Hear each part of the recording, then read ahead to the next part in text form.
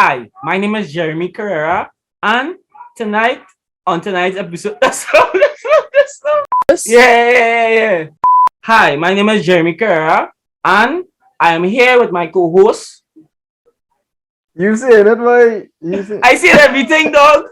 Say it again, dog. Say it again, now. Please, dog. Please. Leo and Jeremy. So this has been Theatre Talks.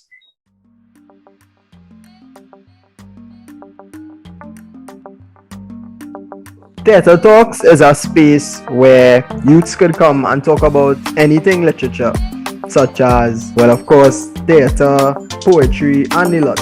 So let's get straight into it. Okay, and welcome back everybody to another episode of Theatre Talks with your hosts Leo Chin and Jeremy Carrera. Jeremy, big up yourself. Oi. We have a good one in store for you all today. Tonight, whenever it is you're listening to this, we'll be having a conversation with none other than Darren Sandy. So, let me give you a little info, a little background on Darren before I let him speak a little bit. So, Darren Sandy is a spoken word artist from Maloney, Trinidad and Tobago. He has been performing since 2009 and operating as a full-time poet since 2014. He is the artistic director of the Two Cents movement and has performed around the Caribbean. He is, of course, passionate about his craft, seeks to be the best spoken word artist, correct me if I'm wrong, by appreciating history, developing the art form, and of course performing at a high level. So Derron, this was just the secondary information. Now we want to get the primary. You want to get the primary source. So who is Darren Sandy? I mean, a lot is there. I represent and I am proud to be part of the community of Maloney. That is one. Born and raised there. I moved out a couple years ago, but home is still home in many ways. The community shaped my experience. The church, the streets, the basketballing by the corner, the cricket games, the all fours, everything about Maloney. It's such a unique place. It's like a world unto itself in a kind of way with the number of different things that actually there. So that is one. I'm a poet as well, a spoken word poet by profession. Since 2014, I actually left my job. I used to teach at secondary school, English A and B. It's not too far from being a poet. Decided to take on the craft full time because I recognized that I had a certain responsibility with the craft. I probably didn't know what the responsibility was at the time, but I knew there was a responsibility. And I took on that responsibility in a full-time way, of course, trusting God that everything would have worked out according to, I guess, the way that I wanted it or I saw it working out. I'm a father of one 3-year-old. I might hear in the background every now and again. A 3-year-old girl. That has been a unique experience into itself. And I'm a husband, one wife. You know, we in the Moses days again. Fortunately or unfortunately, people might say. But anyway, I have a great passion for the spoken word poetry, for performing, for growing the art form, and of course for taking it, presenting it rather in ways that I guess people mightn't think of plenty. That's why I was so excited about Milwaz and what you all doing here in terms of that engagement with the schools and using the poetry to address different things. So it's a pleasure to be here tonight, and I look forward to the conversation. Yeah. Okay, cool. That's really great to hear, and it's definitely obvious to me that you have a passion for this whole spoken word thing, because for you to leave your job to go to this shows that you really do feel as if you have a purpose within this space, and you seem to be delivering. So that's amazing to see. And also, well, I don't know if to say congrats, but it's nice to hear that you have a family and a daughter, and then something I hope to have soon within the upcoming years. Not too soon, but yeah. So yeah, as I I'm mentioned, gonna tell you, take your time, man. yeah, for sure. But as I mentioned before, and I touched on it just now, you know, you are a full-time poet. Like, that's your job, that's your career. how do people react to that? Like if somebody asks you like, okay, what's your job? You tell them I'm a poet. Like how do they, like how do they react? What's usually the general response? I haven't had any extremely negative reactions. And here comes my daughter. I haven't had any extremely negative reactions to it. I've had some questionable faces amongst the older population more than the younger population. Because I guess young people either probably don't care enough or just like, yeah, he's a poet, he's like a musician or something. But older folk, and even my parents to some extent, I still don't think my father have a clear understanding of what I do. I don't think he really care at that age either too much. But I remember he was a bit concerned at first when I told him I was leaving my job at teaching. I used to teach at a secondary school in Bates there. Told him I was leaving to be a poet, and he was like, what that? And you get these sort of reactions, but nothing. I haven't had any reaction that would have derailed me from my purpose in any significant way. The exact year that I decided to become a spoken word poet was the same year that I was getting married. But I wasn't worried because my wife, she of herself was a kind of liberal, had a kind of rebel spirit. It's like, yeah, anything you want to do, just do it. We had that sort of understanding, because two of us had some strange careers. So the people that surrounded me, those people were able to kind of almost encourage me just by the natural state of being, encourage me and just going forward with the journey. Okay, definitely. And that's actually, I think, would be an inspiration to a lot of youths now, because a lot of people, well, you always have that conversation about, traditional jobs, and men want to do something else other than be a doctor or lawyer or whatever. So like to see you going into this, is an inspiration to other people. But I mean, of course, you mentioned that also you believe that this is your purpose as well. So I guess that plays a factor. It's not just to run into it just to say you're not going to be a traditional job basically, but it definitely would be an inspiration to people like me and Jeremy, because we dabble in a lot of things. Nothing illegitimate or anything like that, but in terms of like music and creative stuff. So it definitely is an inspiration, Jeremy. For sure. I mean, I just think that it's brave. It's brave to see a adult male, adult male chase after something for the art and creative side of like things, because normally, if somebody would like say, I'll hold this down as a hustle, I'll hold this down just for the part-time hobby, or they wouldn't go into it full-time. So I think it just shows me like that takes a level of bravery, and I applaud you on that, Derron. Yeah, man, for sure. Yeah, I could definitely agree with that. So Derron, of course, well, you're a full-time poet, so that means, of course, you would have been performing, as mentioned, you would have performed around the Caribbean. Of course, you would have performed in Trinidad and Tobago. I don't know if you've done internationally as well. You could touch on that if you have. But what was it like doing your first performance, like the first time you ever went in front? I mean, it doesn't have to be like a major performance, whether it was in front of a class or in front of your family or whatever. How was that experience for you? Nah, the first time I went out was a significant thing, and I think it was the make or break factor. It was October, I think the 15th, 2009, and there was this event called You Speak. Now I heard about the event the month before. I was coming home from basketball training, and I hear it could have been a guy by the name of Gary Acosta performing. So I listened to Gary and I'm like, what is this? And I say, these people actually sound close or similar to how I would like to express myself through literature.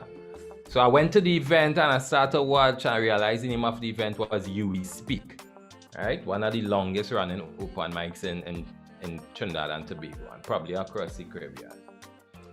Milka Sanatan, a bishop, a Trinity alumni too, he was running the program, and Milka was trying to run this tight ship. So it's like he didn't want anybody who wasn't good to come and perform on the stage, right? So he didn't know me at that time. So he told me, here what's going on. Don't come today, come next month. And that is what actually probably turned me into a good spoken word performer. I remember the 2 pieces I was going to perform in the event the first time I went, and then he deferred me to the next event.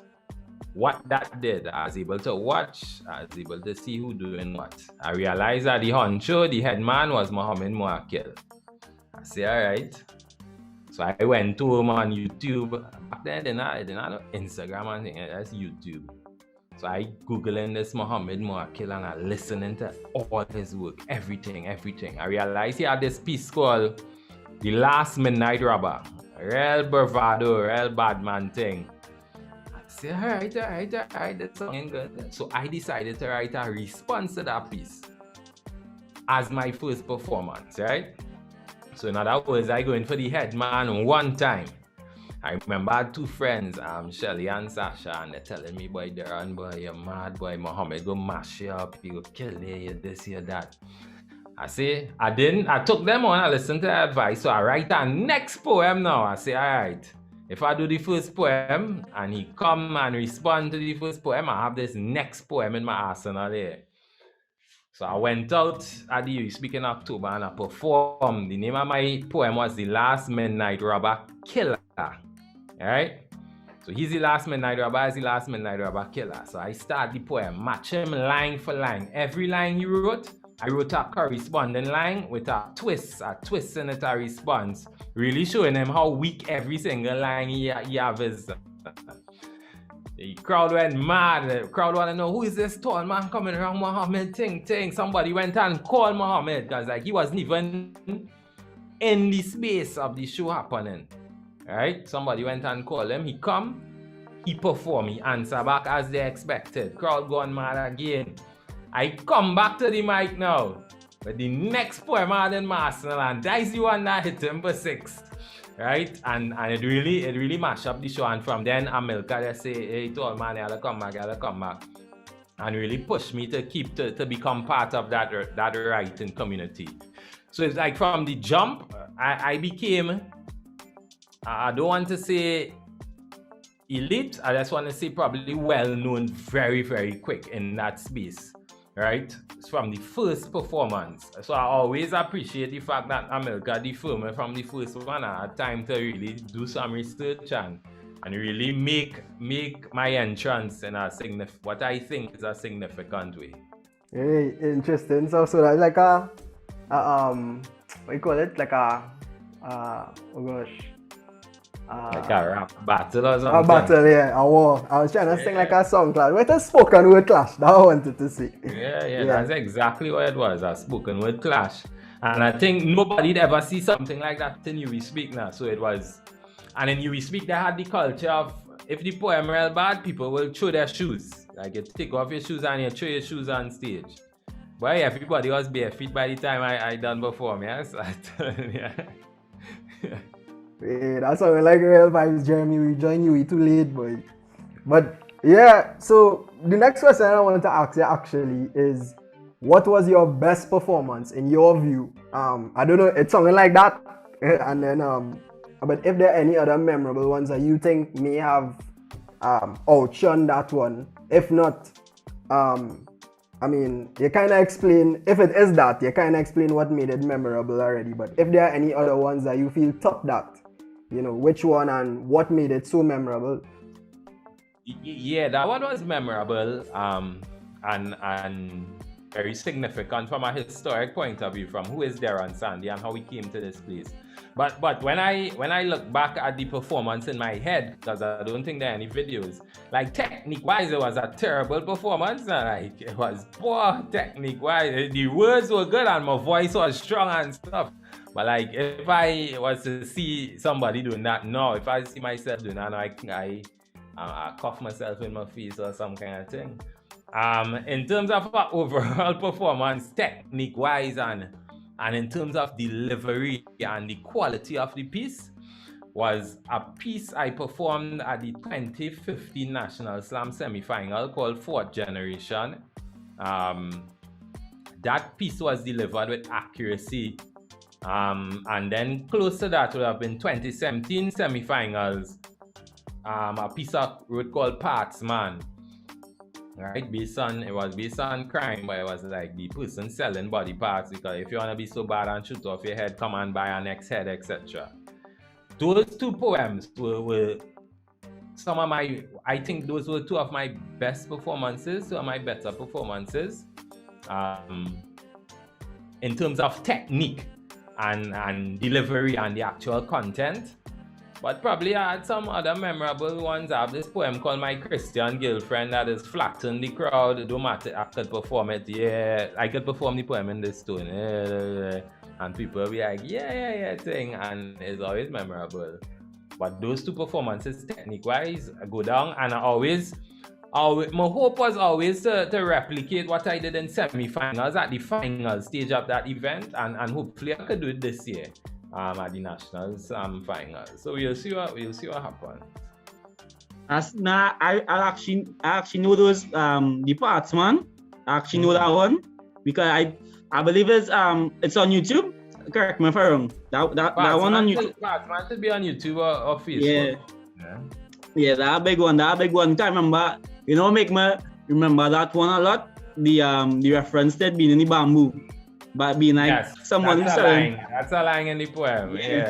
Yeah. And so, that's how you know too when your poem hit now. Like when people can remember specific things from your poem, the performance resonates. The performance resonates because people remember certain things. Yeah, but I vex with you still. How come you mention one like what about Bareback Blacks? Bareback Blacks. No, I performed some classic versions of Bareback Blacks. Like strip off my shirt in the middle of performance and it's Bareback Black and real kind of gangster vibes away. Yeah, so that's somewhere there. Some of those performances there. I remember the first time I performed that poem in the same year we speak. But that was one of the crowd really feel it, Yeah, so I guess that's somewhere there too. But in terms of the one, I guess thinking about technique too now. Like that Bareback Blacks, that kind of wild man poem too, Yeah, but I actually really like that. I actually like Bareback Blacks because I think the version I saw it, I didn't see the performance, but I saw the YouTube. I think it was a collaboration with the 2 Cents and Trinidad and Tobago film. Yeah. And correct. Yeah. And that one, I agree with you. I felt moved as well. So that leads me to like my personal question to you. The same way, I guess that you would see transformation, of yourself telling a spoken word. Have you seen like the powers of spoken word like transform people's lives, like your messages touching home to individuals? Have you gotten feedback? I mean, I hope so, and people tell me all kind of different things, and I have seen youths in the spoken word community, like their whole vibes change towards different things, their whole mindset change, their whole approach to life. You see the thing, when it comes to the confidence building aspect, that could change somebody's entire persona. Like when they actually have confidence and they believe that they are being heard, that changes persona. And I've seen that time and time again. So there's something on my Facebook page that says, until the poet and the poetry becomes one. If my journey is to be impactful because of spoken word, it will be based on where my character is actually at in comparison to my poetry. So if I write a poem about this is how a man should be, or this is how a father should be, and I am distance behind that, I'm lens behind that, then the poetry not moving me. And if the poetry not moving me, then the question is, how can I expect this to move other people? So I try to write messages for me primarily, and to take the lead from that, because at the end of the day, if I believe this is what God put on the work on the earth to do, right? This is the work that his gift allowing you to bring forward. Then obviously that is God speaking to me through my own work in a sort of way. You understand? Yeah, I definitely agree with you there because I know, and don't watch me as a stalker, but I know, I know what you're speaking about because I was reading something on your Facebook page, and I think it was the words are saying, unless your poems are empty, unless you yourself, you as Darren Sandy, unless you live it out, your poems are empty. And I was like, that is true. That is true. Your poems basically, it just become like, I guess, like hollow versions of themselves unless you yourself, display them everywhere you go. And that is a high calling. I agree with you. So though, coming out of my fanboyism, Boyism, yes. How does it feel, as a person, you have a fanboy on, interviewing you right now? How does it feel to be such a famous local performer? How does that feel? Let's get into, I guess, the day in the life of the famous performance poet, Darren Sandy. To tell you honest truth, like I know this is the cliche answer, but I don't consider myself famous, And let me tell you why. I still had to beg people to like, share, and comment on my work. Once you're still begging for likes, you ain't no famous no way. But it's a humbling thing too. It's a humbling thing because it reminds me that I'm still in the position of servant. And my goal is to get my messages to people. So you continue to work towards that. I believe if I shot to fame in some kind of way, I might not have been who I am, who I try to be every day. So, but it feels good to be recognized for your work, to be known as a spoken word poet. I feel good about those things. I feel like if the effort that I put in is being seen on a particular scale, and I grow in confidence about the things I'm able to produce, the things I'm able to do, and that sort of recognition allowed me to continue to push my craft. Safe. I've seen that, for the most part, even when like I see, I don't wanna sound like I've been stalking you, but I've seen where, there's gotten some bad because you call it, but honestly, I've really seen and admired, been inspired. So just to give you that deeper encouragement, you are reaching people. So I've seen where you've started a lot of great initiatives. I'm sure you are proud of them, but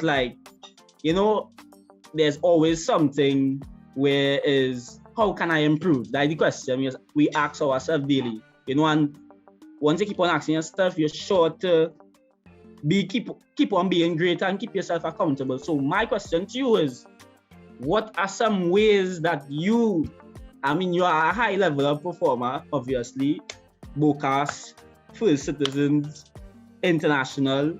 What are some ways that you improve, if there are any at all? How do you improve and be like, sit down, how are you going on? What can I do to upkeep my craft? Just fill me in. I've always told folks that I don't think we have used spoken word poetry in even 25% of the ways it could actually be used. Right? I think we now scratching the surface. The industry is pretty young in Trinidad in terms of what has developed over the past 8 or 9 years compared to what it had before. It kind of grew from almost totally underground to something that a lot of people using. Right? So I believe that we just building a proper foundation. I believe that in the future, spoken word is going to be used in ways that we can't even imagine. Which leads me to answer the question. My goal is always to expand the horizons, to increase the imagination for the use of spoken word poetry. How far can it go? I want to hear spoken word poetry being featured on a soca track with a popular artist or something like that. I want to see spoken word poetry on the CSEC curriculum, right? Although a lot of students starting to put it in this thing, what they call it, the IE or whatever is the Form 5 English version of that, right? A lot of students starting to use it there. And I mean, I just think, I still believe I'm thinking in a bracket because there are so many things that have not been thought of. So I try to measure myself by continuing to push the art form, continuing to think about different types of performances, different ideas for performances that I've never seen, right? And that is the journey. For me, I know that a lot of important things have happened, and not to diminish those things. All those things have been important. But understanding where it could go, I think it's limitless. It's limitless. Definitely. And that is interesting to hear, because if I'm not mistaken as well, from what I read on something, is that you are actually working to basically incorporate spoken word into education in Trinidad and Tobago, which you said was just something that you want to see in the future. But what I wanted to ask you actually, based off of that, is well, I mean, maybe you would have answered it, but what do you think is the importance of that? And is it that you want to introduce it like how they would introduce visual arts and music and those kind of art forms, introduce it to that capacity, or in the sense of like spoken word is a major topic on the syllabus in English B or something like that? Or do you want it to be like a major factor? It could be anyway, and I'll give you a few examples of how it could look. Let's talk about the syllabus first. Now, I mean, the CSEC syllabus is so text heavy in terms of actual physical, and need this actual physical textbook. When children use YouTube more than adults use YouTube more than text. So why we can't have a YouTube library or some sort of Caribbean library that's accessible by video for students to study? And I think spoken word can be included in that. Drama and theater could also be included in that as well. So instead of reading it, they're watching it and still building the same, some sort of critical analysis. But that's just touching the surface on that, because I believe, I mean, people trying in the education system, but I always think there's so much more that could be done if we take some risk and kind of come out to the mold of what we think education is supposed to be. Right. Beyond that, there's this project that I shot back in 2015, I think. The name of it was called the Spoken Syllabus, where the entire English curriculum was covered in a film. The film was made of spoken word poetry, music, and, well, of course, following a storyline. Actually shot in Trinity College East, we shot that film. All right. And I used it as a pilot in a few schools.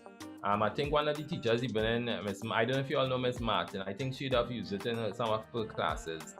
Miss Martin. Yeah, she'd have used it. And the feedback was great. I didn't release it on a national public scale for several reasons, because we made that project on DVD. And like by the time the project was finished, DVDs was just wiped off of the face of the earth, and nobody cared out. Nobody knew what a DVD was again. And then the overall quality of it, of course, we did what we could have done based on the budget we had. It was a grant from the that's when they used to pay people for coming up with creative ideas in Trinidad. I2I was the name of the project, Idea to Innovation.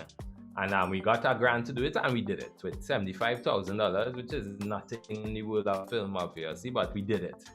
And we released it. So I think products like that have an important space in the education system. A student who could sit down and you're watching a film, or you're seeing a music video, quote unquote, you're hearing spoken word poetry that actually teaches content from the curriculum.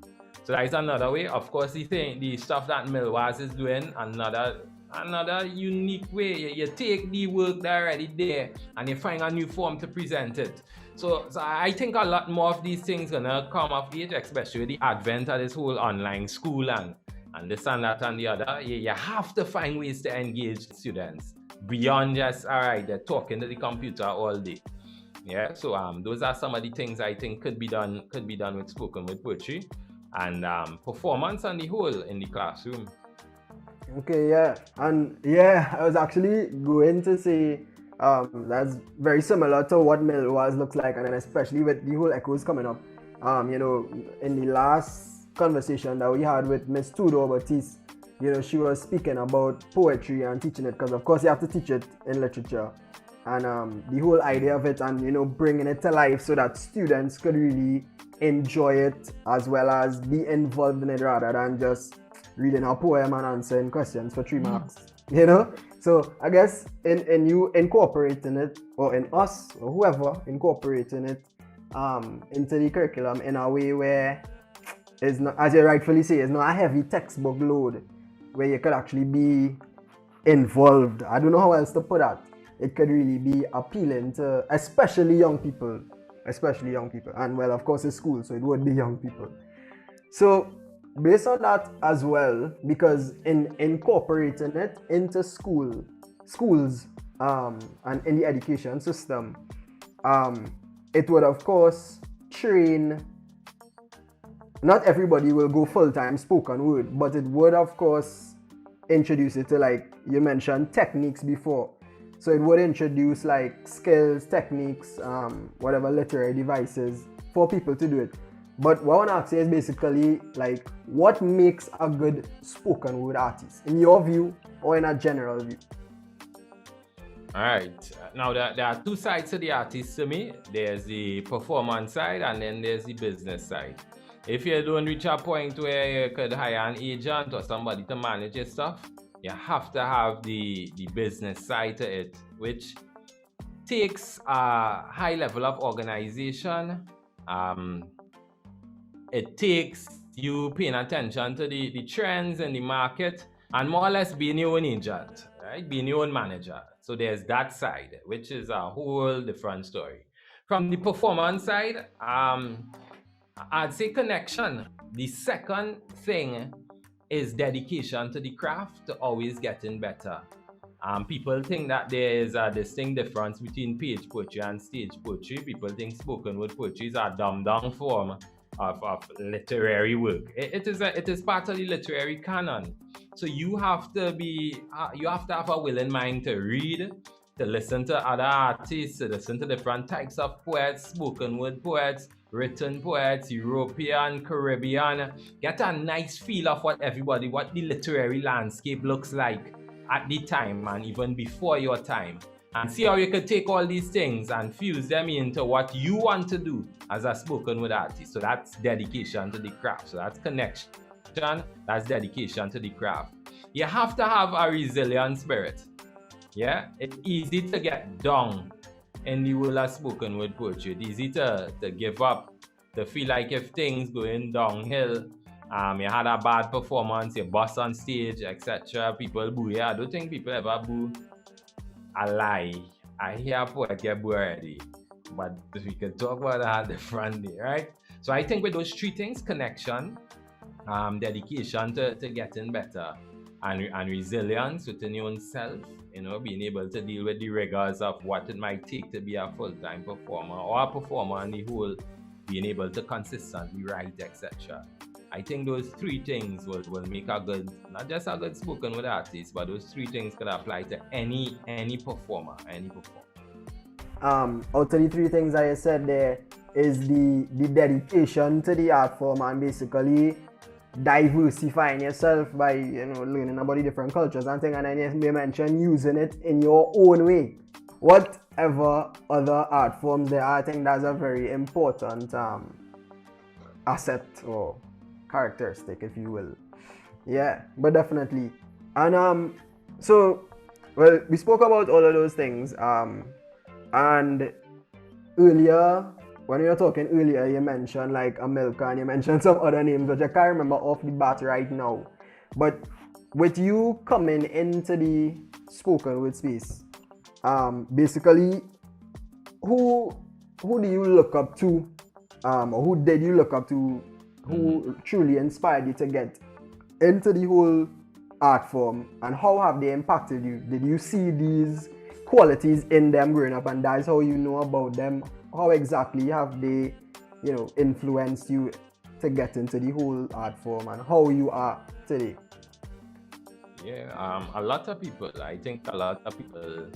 contributed to my journey and where I actually am right now. Primarily it would have been Daria Costa, would have been the first poet that I kind of heard and admired and wanted to take pattern after. Amilcar Sanatan gave me the opportunity, and even to today, he still sends so many opportunities my way, so I'm forever grateful to Amilcar Sanatan. Mohammed Muakil, same thing. Admired me for my bravery. It was easy for him to just say, who's this little upcoming man coming around me and just lock me off now. He took me underneath his wing, so to speak. Lou Lyons from Freetown Collective as well. Always with so much advice. Ariel John, another poet who'd have take me in her path closely and guided me in so many ways. Keegan Maraj, a performer, well, he doesn't perform much, but I consider him to be one of the best spoken word performers, at least I've ever seen locally. He gave me so much advice, so much encouragement, so much opportunity. And then there were other people in the community, Ivory Hayes, Jacques-Claude Conan made me believe that people could be spoken word poets full time. Idris Salim, just the partnership and the connection with him allowed me to push and grow my craft. And then even the younger ones, the younger generation that continues to drive me, Majid, Karim, Alexandra Seward, Shemaya Lewis, all these are poets that continue to push the art form, continue to contribute to the industry, and they have and continue to influence me even up to this day. I know the list was long and I was probably looking for one person, but it really be remiss not to mention the entire family in a kind of way. I was expecting a long list. Well, the list because I guess I'm one of your caliber. You had to have some great inspirations to be doing what you're doing. You have to be inspired by great people to be great yourself. So, something I wanted to ask that would have stand out to me, especially in different things that you said over the course of the conversation. Projects. You sound like you are a busy man. You sound like a brethren can just call you up and say, boy, Derron, like you press a BJ. You sound like you have a very scheduled life. Correct me if I'm wrong. No, yeah, absolutely correct. Absolutely correct.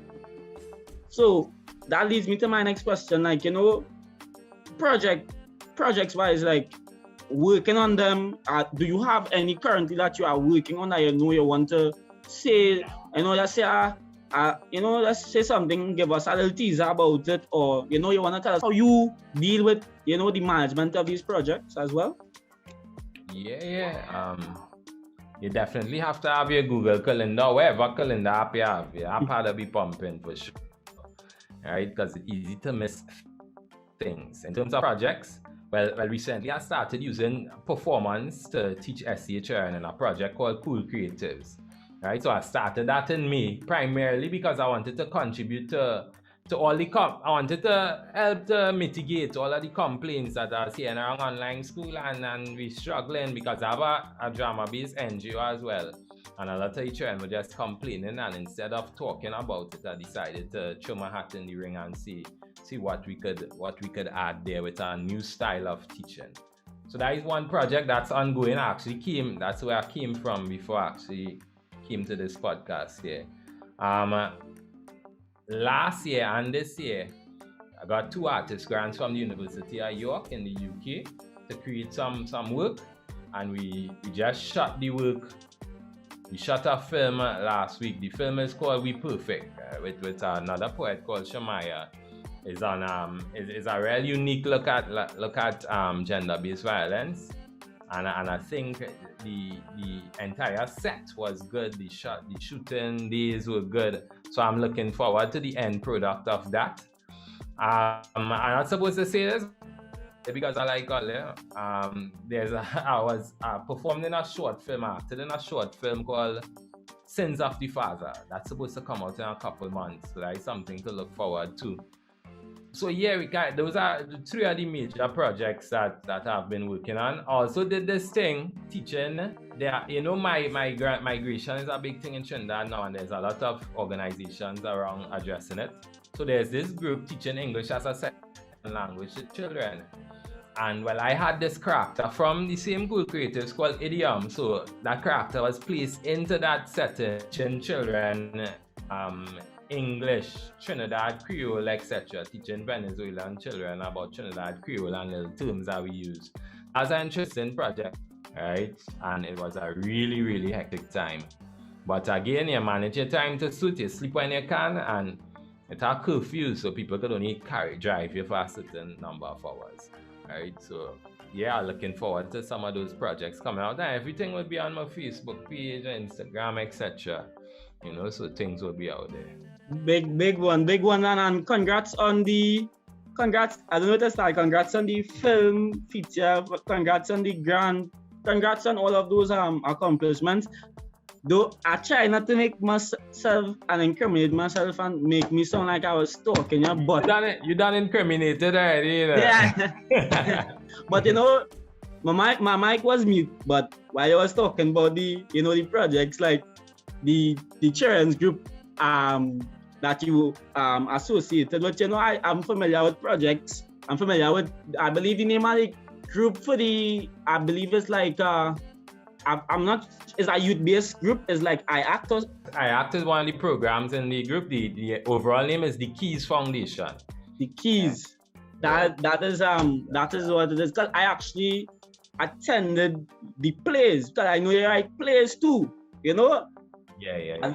And the right place, I think I attended the notable ones. Well, the ones I attended was notable. So it was like The Mechanic, Adam and Eve. Yeah, Eve, yeah. I attended the major ones in Shootway, yeah. I ain't helping my case right now. I sung a little too fanboyish, but that's small thing. We done here. This is what is happening. Yeah.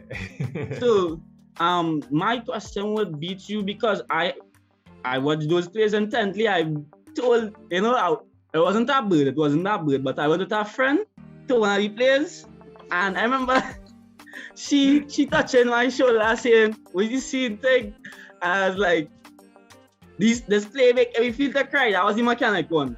Yeah, Mechanic one. I was like, whew. And it was a different, though I ain't trying to make it sound so, but it was a different friend carried me the Adam and Eve one. And I was like, that one, yeah. But the Adam and Eve one was it was like the same effect, and it was different nights. So it was like, whew. And I find like all those things was just, the place was amazing. And that leads me to one of coming on to my last questions, your faith. Because the plays were a lot faith-based plays. So I wanted to know how does the balance, how does it feel to not mix, but I believe that your faith is a part of you. So how does it feel to bring it into your art? Natural enough, because as you say, if that is part of you, the things that are part of you, you naturally try to express them as much as you can. I believe I owe it to God. I believe the gifts that I have, all of the gifts that I have, are from the Creator, every single one. Without the Creator, I wouldn't be who I am, right? I would be a despicable person, a person easy to despise. So that is on top of the list, and always integrating, always understanding you have a positive message to tell. You're responsible for carrying stories of people who are not able to share their stories. Just having that constant reminder there, it is a help for me because that is like the compass for your work. You know, all right, this is the bracket of what I'll be creating. These are the events I will be a part of. Like you already have the blueprint, you know. So it's not a burden at all. It's actually a stepping stone, for want of a better term.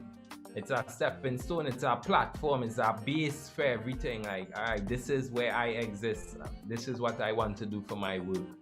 So faith becomes the impetus to work hard because God already gave you this gift.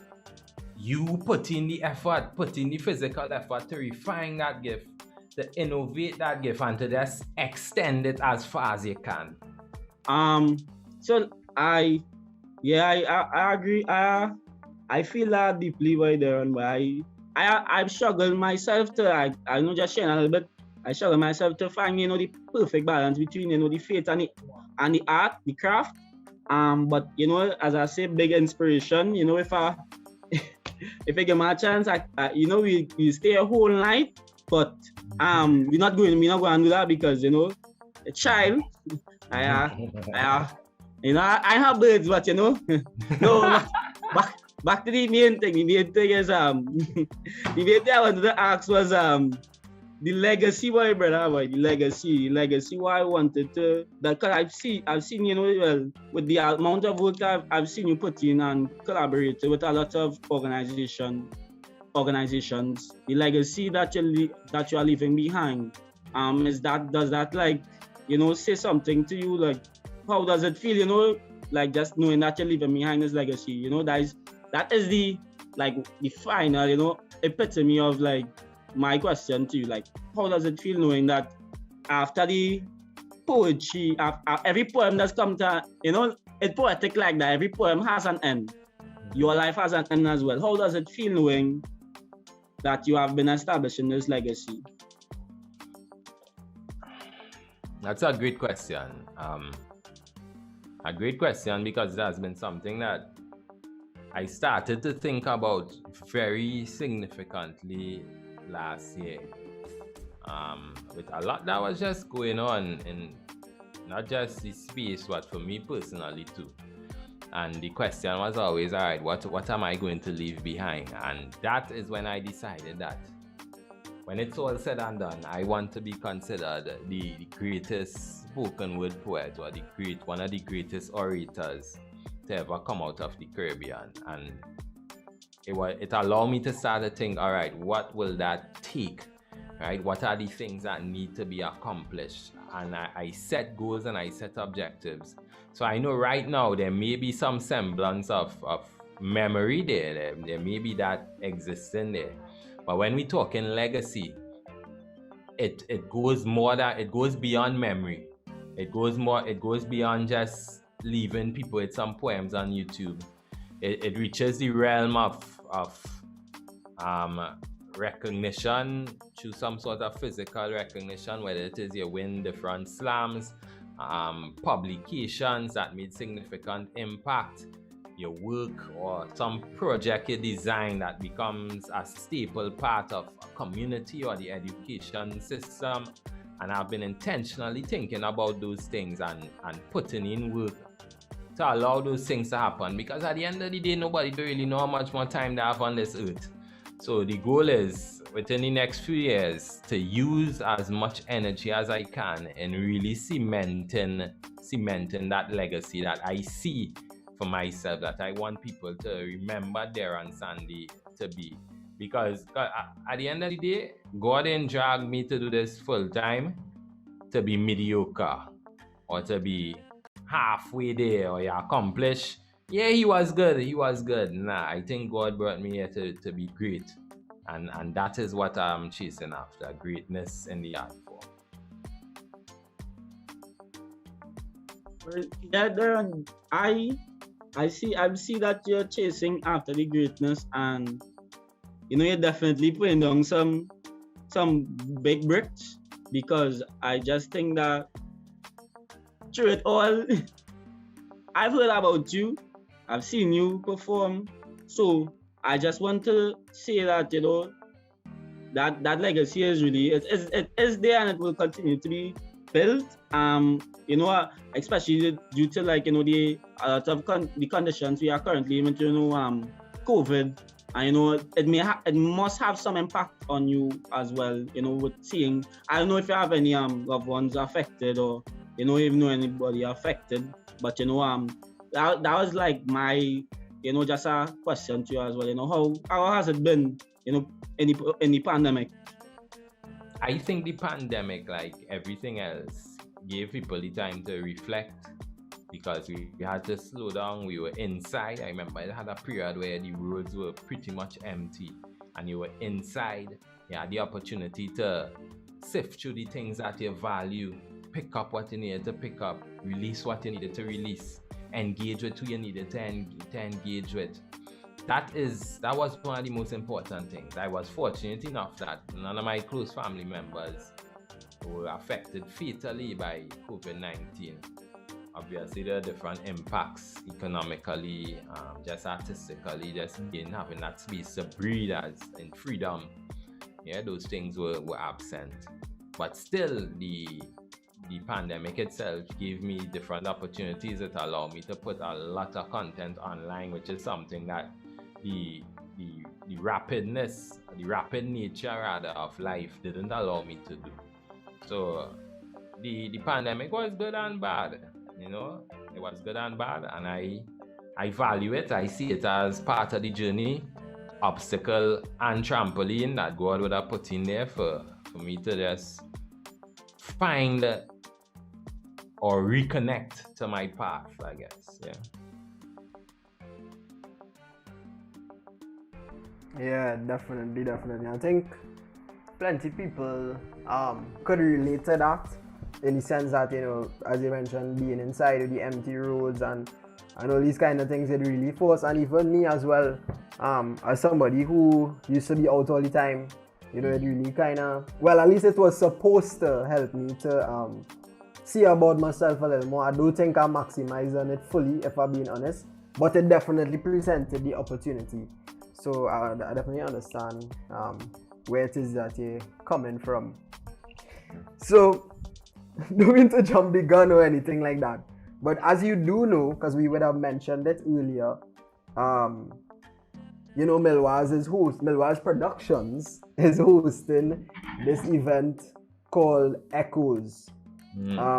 This poetry competition for, of course, secondary school students who are interested in the art. I mean, anybody could jump out from secondary school, but I mean, so, and well, being still in the COVID times, of course, it wouldn't be like, a full hall with somebody performing in front, but a poetry challenge that allows secondary school students to express themselves, like you would have spoken about before when we were talking about it in schools and these kinds of things. So if you have any views on that, and you will echo the initiative. Yeah, I mean, spoken word poetry, as I said earlier on, is just about growth of the art form. And when you're seeing the whole concept of performance poetry being used in such a useful way, not only to the student, but to the entire idea of curriculum development and what diversifying the curriculum actually looks like, you feel nothing but joy. There's nothing but joy to be felt from that. I have seen youths participate in this event before, and I mean, that could do nothing but grow your work as a English B student, English A, whatever it is, because of course it straddles the both spectrum of just understanding poetry by internalizing it, being the poet, researching the poet, etc. So I mean, as I say, the education system going to continue to evolve, and organizations like Milwaz are going to be at the summit of that evolution. So I look forward to that. Okay, that is, and I'm sure when people hear this, that from Milwaz, that is very encouraging to all of us, knowing that, this organization, the work that we have to put in to really make that impact that it is speaking about. So, Derron, it was a pleasure talking to you. This was a great conversation. If I'm being honest, I am not the hugest poetry or spoken word what's the word? Involver. I'm not fully involved in it. But it is interesting and you know, like when I hear it and I hear cool ones, it's like, yeah, this is actually real cool. I don't shun it at all.